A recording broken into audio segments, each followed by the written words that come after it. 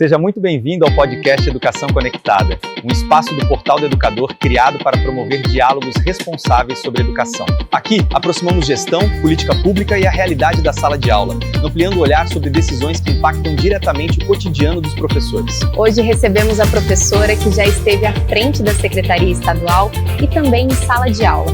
Ela conhece os dois mundos. Professora Cecília Mota, seja muito bem-vinda. É uma honra recebê-la. Vem que o portal é seu.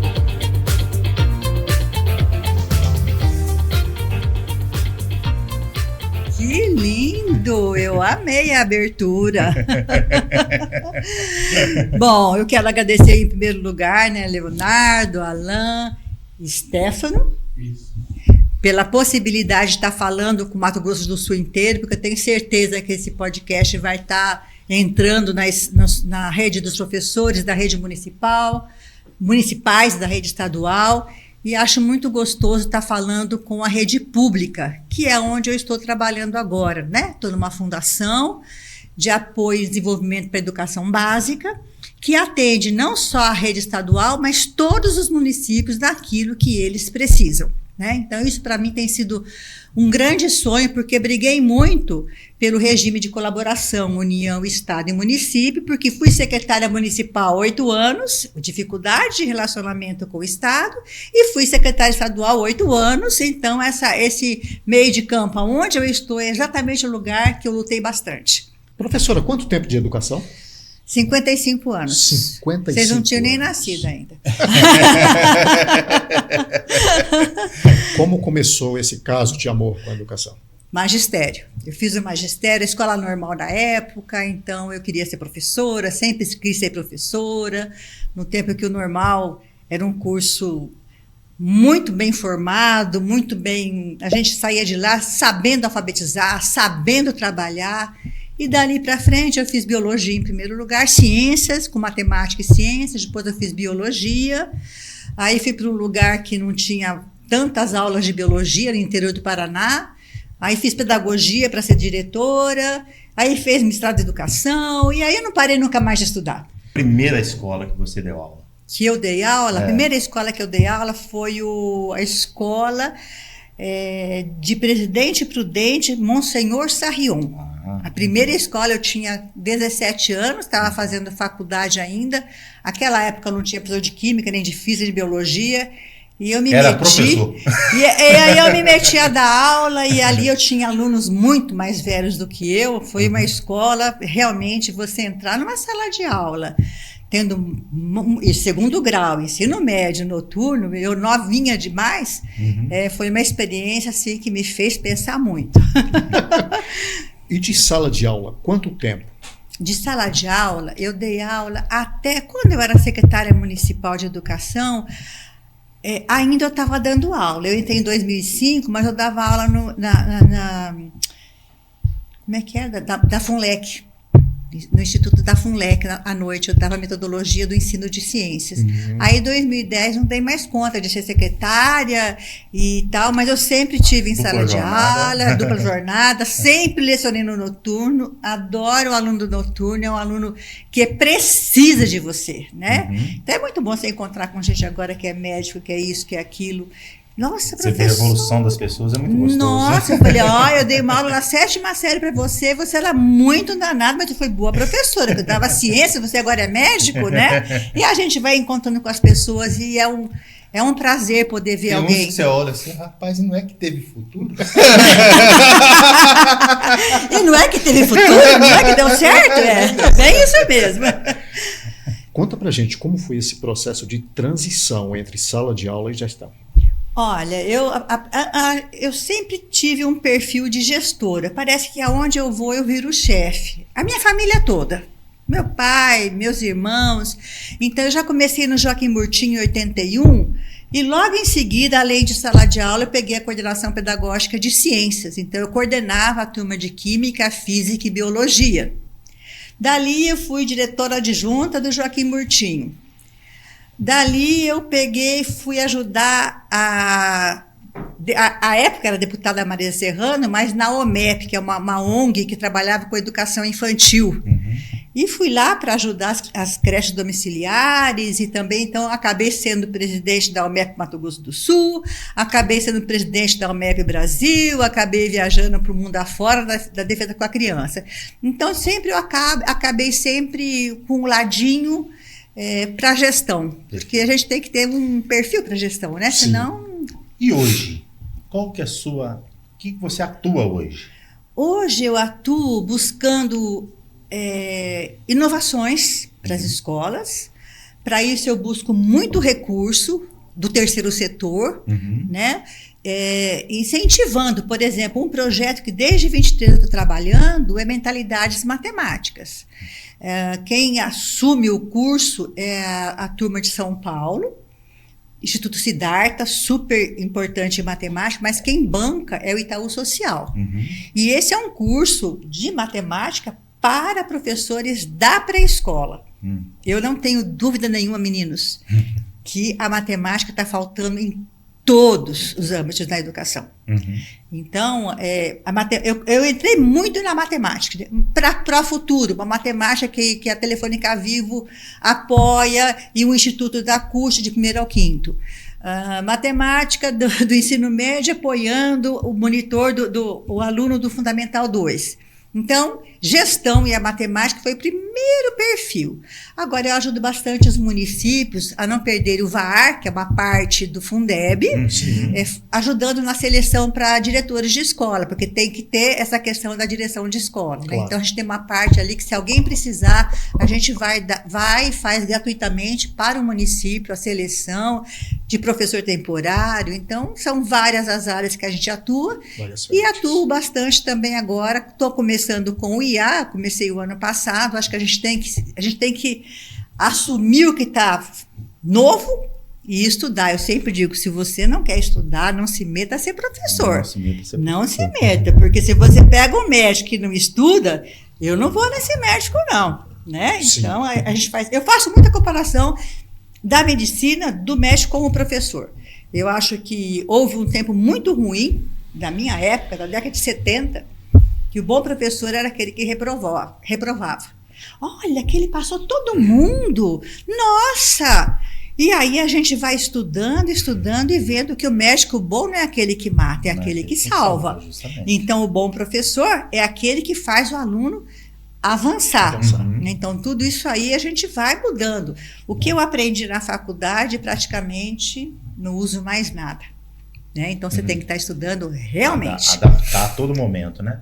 A inteligência artificial que a gente leva aí para os municípios a todo momento, né? Todas as capacitações, todas as apresentações que a gente faz do portal do educador, da NIUPC, é justamente isso, que ela veio para somar. Então, quando o professor entende que isso é para somar, isso facilita muito a vida dele, né? Isso muito a vida dele. O que vocês fazem é maravilhoso, porque ajuda, desmistifica, é a palavra certa. Justamente. Desmistifica que o IA veio para dar trabalho. Não, o IA veio para facilitar.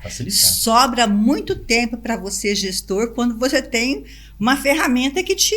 Então você já respondeu uma pergunta que a gente ia fazer. A IA vai substituir o professor? Não vai. De jeito nenhum. De vez em quando eu dou umas palestras em espaços religiosos e eu demorava assim 2 finais de semana estudando, pesquisando, montando o tal do PowerPoint, montando isso. Agora eu faço no final de semana assim. Quer dizer, o meu tempo está sendo muito melhor utilizado. Então, sobra tempo para mais. Sobra tempo para você curtir, né? O sobra. Professor. Então, é usar a favor, realmente. É saber usar. Saber usar com propósito. É isso mesmo. Vamos falar um pouco de gestão? Vamos. Tem uma professora que quer fazer uma pergunta para ti. Sim. Podemos soltar? Tranquilo. Boa tarde. Sou a professora Carla e falo aqui de Minas Gerais. E a minha pergunta é: será que existe mesmo um abismo entre a secretaria e o professor, ou é só percepção? Essa pergunta procede muito, que é muito difícil responder. Eu acho que depende do gestor. A minha secretaria não havia essa distância da escola. Então, eu acredito que tem gestores de maneiras diferentes. Vou dizer o que eu fiz no primeiro ano que eu entrei no Estado, que eu não conhecia ninguém. Até então eu era secretária municipal. Eu saí em agosto, de agosto a novembro, reuni de 1.000 em 1.000 funcionários, sei lá, Paranaíba, pega ali Inocência, não sei o que, 1.000 pessoas numa quadra. Fui mostrar os dados, os indicadores, como era a reprovação, que era um horror, como era repetir, como era a aprovação, como era o abandono. E no final eu dava o microfone para as pessoas fazerem as perguntas e sugerirem o que vocês querem para melhorar esse índice. Logicamente, as pessoas ficaram receosas, porque a senhora vai sair, vai dar microfone para o professor, mas eu sou a professora. Não, vai todo mundo estar de preto, vão fazer isso. Eu fui com uma roupinha pretinha também nesse dia. Então, eu acho que a gente tem que abrir a secretaria para escutar os professores. Porque a função da secretaria é atender a escola, mas a maior função é atender o estudante. Todos nós estamos em função do estudante. Ele é o nosso, é a pedra preciosa que a gente tem que estar burilando. Então, se você não escuta, você não consegue. Agora, o meu jeito de fazer gestão é um jeito simples, de professora, humano, de escuta e de olhar para cá e olhar para lá e na verdade está servindo a escola. Existem gestores que são que se fecham? Não, eu acho que existe, eu tenho certeza que existe, que não está escutando a ponta. Então, você tem que estar dando escuta. Isso que é a escola tem que ter uma gestão democrática. Gestão democrática, gente, não é fazer eleição, não. Gestão democrática é escutar o pai, escutar o aluno, escutar o professor, escutar a comunidade.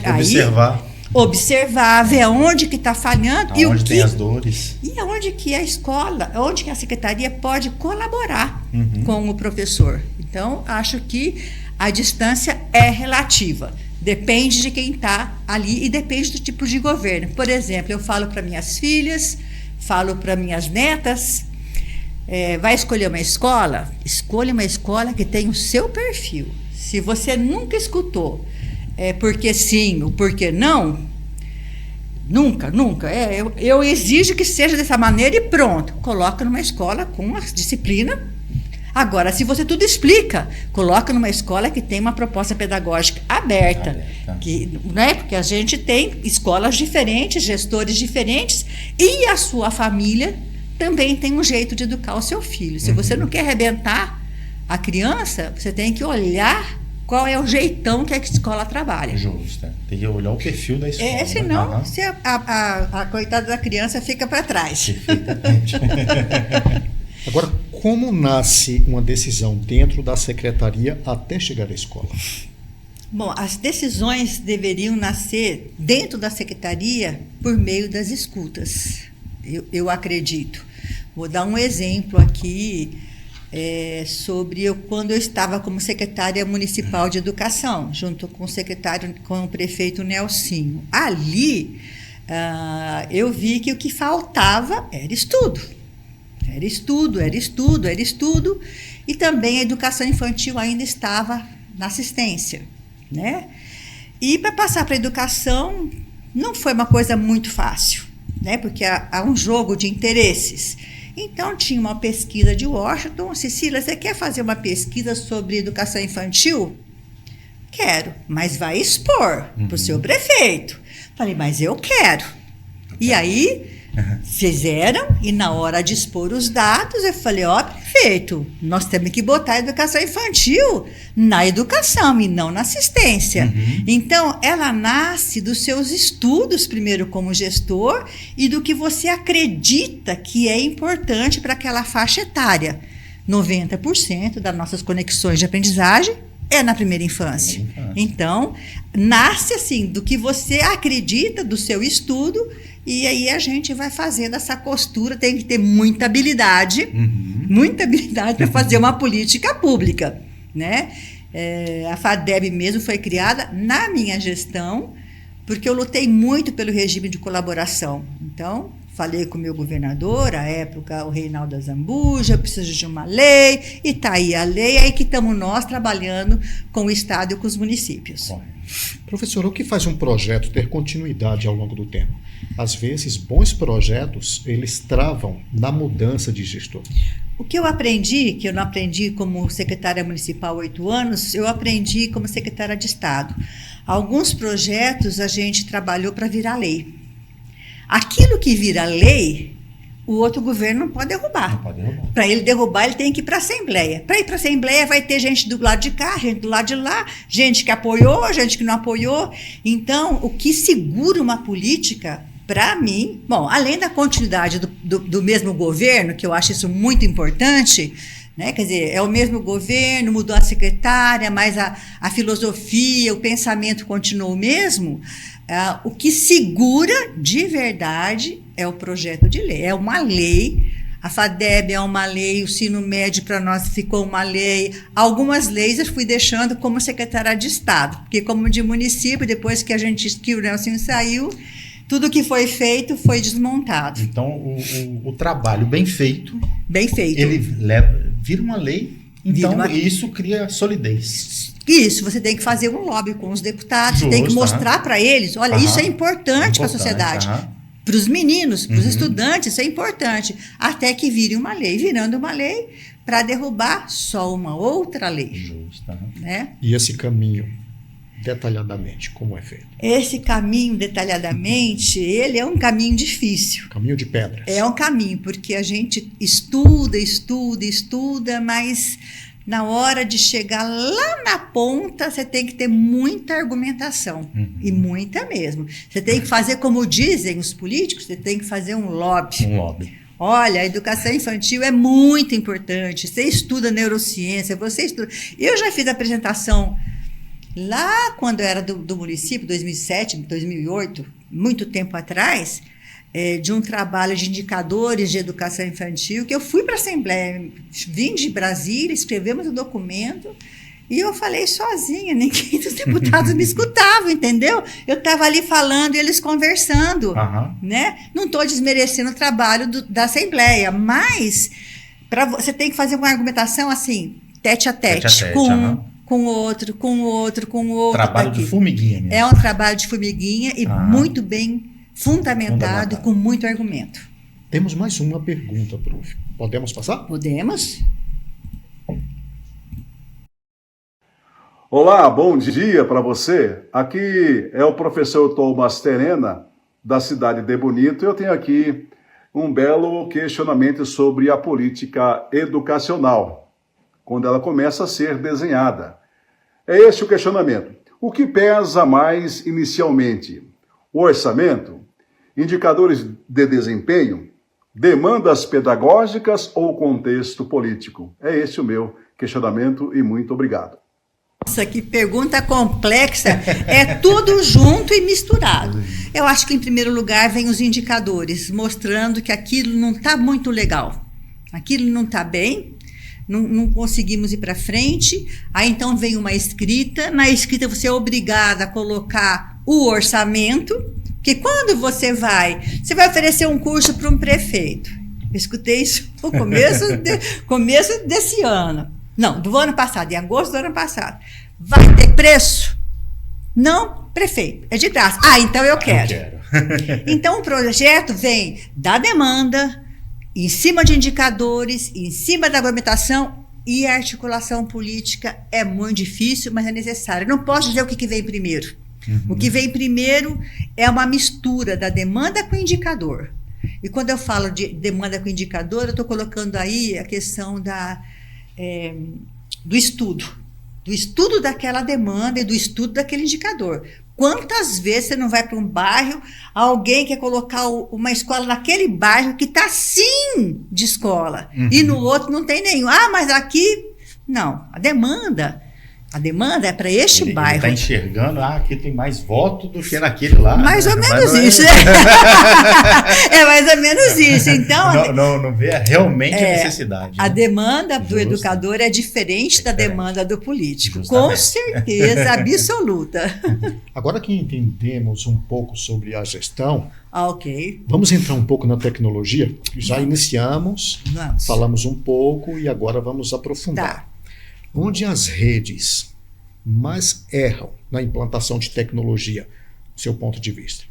Onde elas mais erram é ter o equipamento sem ter a formação. Acho que até o professor gostaria, o coordenador gostaria, mas ela tem o equipamento e ela não sabe usar. Então, tem que haver uma entrada que nem você comprar um kit de robótica. Se você colocar o kit de robótica, um professor que nunca fez nada, mesmo que ele seja PhD em física, ele não vai conseguir trabalhar. Então, a tecnologia ela tem que entrar dentro da escola, paralelamente à formação desse professor, para que ele se sinta seguro. Não é mais uma coisa na escola, é uma coisa maravilhosa na escola. É diferente. Uhum. Se eu tenho condições e se eu sei, eu vou usar na hora. Se eu não sei, eu vou deixando para trás. Né? Então, eu acho que tem que vir junto. Isso a gente está vivenciando com muito calorosa, né? Porque quando nós levamos a tecnologia para os municípios e vamos lá fazer a capacitação, muitos professores entram no ambiente meio desanimado, meio triste, e sai alegre. A gente tem vários vídeos de depoimento, tipo assim, poxa vida, o que somou para a gente, né? Por quê? Nós não só entregamos equipamentos, nós entregamos um propósito. Então, a gente vai lá para levar. Então, isso, a gente nota a energia que vai durante o treinamento, durante a capacitação, a energia que a gente sai de lá é outra coisa, tá? O último que a gente foi lá agora em Bonito, vários depoimentos, todo mundo mandando, os professores compartilhando no Instagram, o prefeito curtindo, compartilhando os vídeos, entendeu? Então isso é muito satisfatório pra gente, que a gente está nesse propósito. Eu tive uma experiência em Três Lagoas em outubro do ano passado. Eu fiz a palestra de abertura, eu mais uma professora de Curitiba, especialista em IA, e assim, fizemos a formação, e eu nunca vi uma formação que ninguém saía para tomar café, ninguém saía para comer pão de queijo, ninguém saía para ir no banheiro. Por quê? Porque estavam com o instrumento na mão, preparando as suas aulas, as suas demandas, aprendendo a fazer o prompt, aprendendo a fazer tudo.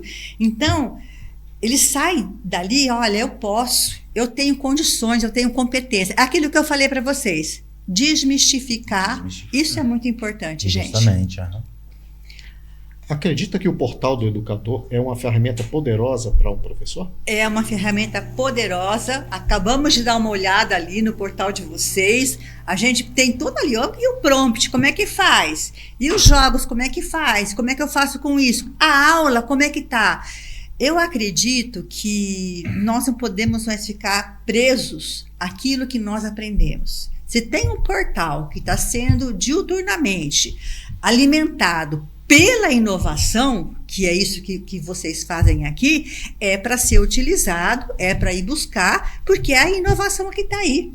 E a gente não nasce sabendo, a faculdade não é mais aquela que antigamente era, não porque ela é ruim, é porque nos formaram para uma outra geração. Eu estou na 10ª geração aí passando pela gente como professor e tudo mudou. Então, o portal, pelo que eu estou vendo, você falou, de noite eu penso, eu crio, eu faço isso, faço aquilo. É isso aí que o professor precisa, de estar diuturnamente estudando. Cada capacitação que a gente vai treinando, vai olhando, cada conversa com o professor que a gente vai trocando, eu tiro uma ideia.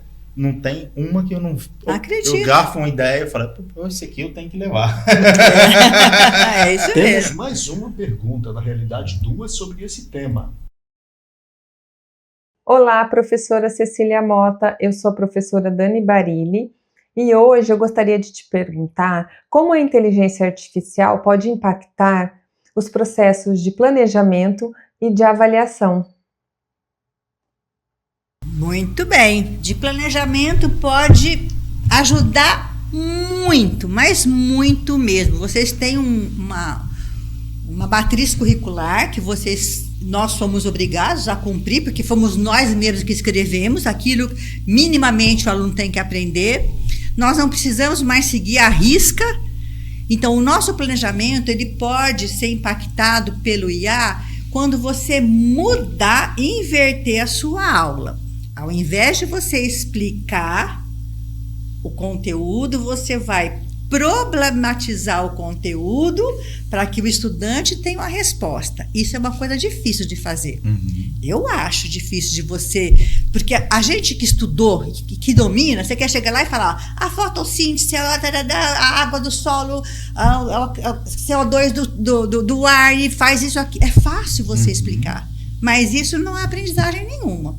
Agora, se você fizer o contrário, problematizar, para o aluno chegar à conclusão, o IA pode te ajudar. Você pode pegar um texto e dizer, olha, faz um prompt bem feito, né? Peça ajuda. Faz direitinho. De maneira que ele faça a pergunta certa, o problema certo. E aí, o aluno, com o texto, vai chegar aos seus conceitos. E na avaliação, existem várias ferramentas, mas existe uma ferramenta em especial que a gente vai convidar 15 municípios para virem aqui, que foi desenvolvida pelo IA da USP de Ribeirão Preto, o Instituto de Ensinos Avançados, a cátedra de lá, que você vai colocar as avaliações e a IA vai te dar onde você deveria intervir. Então, só que, por exemplo, eu não sei, mas eles estão vindo aqui para nos ensinar. Se a escola, se o diretor, se o secretário tiver vontade, e aí, gente, tudo é vontade política, tá? Quando eu falo vontade política, não é de partido, é vontade política sua, da sua política educacional, do seu partido de educação. Tem uma vontade política, você aprende. E você vai usar a favor do estudante. Então, vai usar... o IA vai ajudar muito no planejamento e muito mais ainda na avaliação, não só para montar as avaliações, mas acima de tudo. O que é importante na avaliação? São as perguntas? A nota que o aluno tirou? O mais importante da avaliação é ver onde o aluno não aprendeu. Não aprendeu. Onde ele não aprendeu, é que eu vou intervir na minha próxima aula. Seria bem isso aí. E temos a última pergunta vindo de fora. Olá, Portal do Educador, tudo bem? Eu sou o Dr. João Pedro. Eu gostaria de saber da professora Cecília Mota se o professor ele consegue inovar mesmo sem a infraestrutura perfeita. Eu vivo cheio de exemplos, sabe, gente? Acho que eu já virei patrimônio tombado. Sem a estrutura perfeita é muito relativo. Eu comecei a dar aula em 71, 72, e a estrutura perfeita é você que faz. No meu tempo, não tinha nada de que tem hoje, mas eu comprei a minha máquina de datilografia para bater minhas provas, naquele negócio que tinha carbono, eu comprei meu mimeógrafo. Então, a gente tem que ter os instrumentos. Nossa, não tenho infraestrutura, mas eu tenho meu celular. Eu consigo no meu celular fazer tanta coisa. Ah, mas o celular tem que ser do Estado. Ah, mas tem que ser do Estado. Não, gente, é meu instrumento de trabalho, é onde eu estudo, é onde eu vou buscar, é onde eu tenho o meu IATA no celular, é onde eu posso fazer a minha chamada, é onde eu tenho o meu... Quando você falou de gestão, os 8 anos de gestora na rede estadual, eu tinha um grupo, 2, com todos os diretores de escola. Um do interior e o da capital, porque não cabia todo mundo no único grupo. Então, todo mundo podia falar comigo a hora que quisesse. Brigar, reclamar. Livre acesso. E livre acesso, mas é isso mesmo. Quando as coisas estão tão bem, ninguém procura o pai. Ninguém procura o gestor. Ninguém procura o prefeito, o governador, a secretária. Quando não está bem, é a hora que você é procurado. Então, você tem que ter um canal aberto para isso. Então, o celular, para mim, hoje, é instrumento de trabalho. Naquela época era a minha máquina de datilografia, meu negócio, meu mimeógrafo, e o carrinho Fusca, que eu dei aula em tanto lugar que eu fundi o motor. Mas era meu instrumento de trabalho. Conseguiu fundir o motor de um Fusca? Consegui. Eu dava aula em Pirapó, Martinópolis, Rejeite e Prudente. Eu não sabia que tinha que trocar o óleo. O que eu posso fazer, né? Eu estudei. Não foi mecânica. Eu não nasci para isso, para ser mecânica. Mas eu acho que a gente tem que ter... a gente tem que parar a ferramenta a gente tem que inventar, né? bola, inventa, faz. Quem quer, faz. Se Quem você quer, pegar, faz. quer explicar uma aula, pega uma garrafa PET, pega faz. Um imã, qualquer coisa é material para poder ensinar. Aquela professora que apareceu hoje no Instagram, a melhor professora do mundo, saiu hoje no Instagram, ela fazia, de sucata, ela fazia os robozinhos todos, de São Paulo. A melhor do mundo, ela é de São Paulo. É bonito de ver e ouvir isso, não é? Professora, e se pudesse voltar no tempo, o que faria diferente em sala de aula? Bom, primeiro, o que eu pensei em trabalhar com meus estudantes seria discutido com eles. Porque às vezes eu tenho um assunto para discutir e para ele ter significado, tem que ter significado para o aluno. Ele pode muito bem me ajudar. Seria a primeira questão. Segundo, eu ia trabalhar formação pela pesquisa, eu ia trabalhar com pesquisa. Eu não seria mais o que dá aula. Eu seria o problematizador para que o aluno desenvolva o seu conhecimento. A solução. Porque a solução e o conhecimento é de dentro para fora. Se de fora para dentro fosse verdade, você põe uma tela dessa, punha 1000 alunos, eles aprenderiam de lá para cá e não aprende. Nós sabemos que não aprende. O conhecimento tem que ser instigado, problematizado. O menino pega o celular com um joguinho, ele aprende sozinho. Ele vai levantando hipóteses e vai resolvendo. Então, a minha aula nunca mais seria aquela que eu dei. Eu já fiz um exercício desse no Joaquim Murtinho, no primeiro F, não vou nem esquecer a sala. Eu fiz uma aula maravilhosa de biologia, desenhei mitocôndria, complexo de Golgi, não sei o quê, falei a aula inteira, que eu gostava de desenhar na lousa.